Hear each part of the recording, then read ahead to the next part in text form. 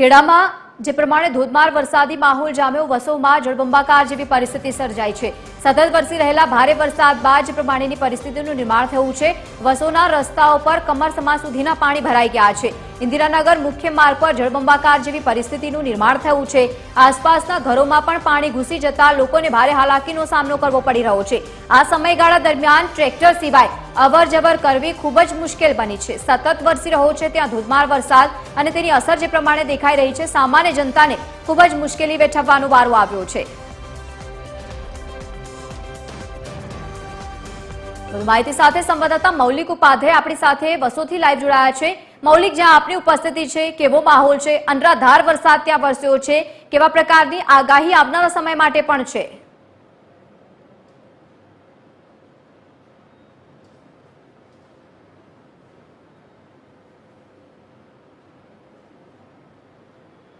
છાતી સમાના પાણી છે તે આગળ ભરાયેલા છે। આ મુખ્ય માર્ગ છે ઇન્દિરાનગર તરફ જવાનો અને આગળ મકાનો છે તે પણ આવેલા છે। અહીંયા મારા જે કહી શકાય ઢીચણથી ઉપરના પાણી છે, આગળ છાતી સમાના પાણી છે તે ભરાયા છે।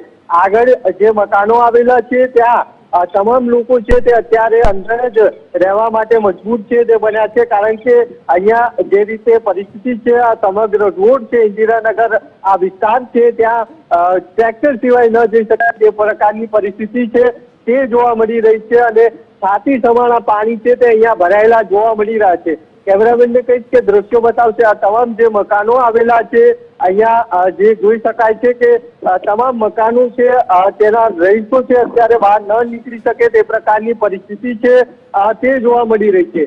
સાથે સાથે હું જ્યાં ઉભો છું ત્યાં આ મુખ્ય માર્ગ છે તે જોવા મળી રહ્યો છે। આગળ અનેક જે મકાનો છે તે આવેલા છે, સાથે પાંજરાપોળ અને અનેક જે ઘરો છે તે આવેલા છે, ત્યારે આ સમગ્ર જે રોડ છે તે પાણીમાં ગરકાવ થઈ ગયો છે।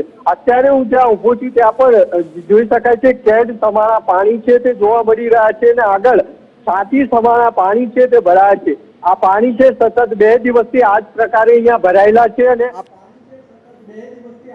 અહીંયા ભરાયેલા છે અને રહીશો રહે છે તે સતત 2 દિવસથી બહાર ન નીકળી શકે તે પ્રકારની પરિસ્થિતિનું સર્જન છે તે થયું છે। અંદર જે પાણી કેટલા પ્રમાણમાં છે તે જોઈ શકાય છે કે આ ધામલો છે તે અડધું ડૂબી જાય, એટલે કે છાતી સમાના પાણી છે તે અહીંયા ભરાયેલા જોવા મળી રહ્યા છે। અંદર જે રહીશો રહે છે તેમને જીવન જરૂરિયાતની વસ્તુ પણ ન મળે તે પ્રકારની પરિસ્થિતિ અત્યારે ઉદ્ભવી છે। અત્યાર સુધી કોઈ પણ પ્રકારની મદદ છે તે પ્રશાસન દ્વારા અહીંયા નથી કરવામાં આવી અને સતત 2 દિવસથી અહીંયા લોકો રહેવા માટે આ જ પ્રકારે રહેવા માટે મજબૂર છે। જી લવલી। બિલકુલ મૌલિક, આભાર સમગ્ર માહિતી સાથે જોડાવા બદલ। તો આ ગ્રાઉન્ડ લેવલની પરિસ્થિતિ અમારા રિપોર્ટર જે દરમિયાન ત્યાં પહોંચ્યા છે, કમરસમા સુધીના પાણી જોવા મળી રહ્યા છે।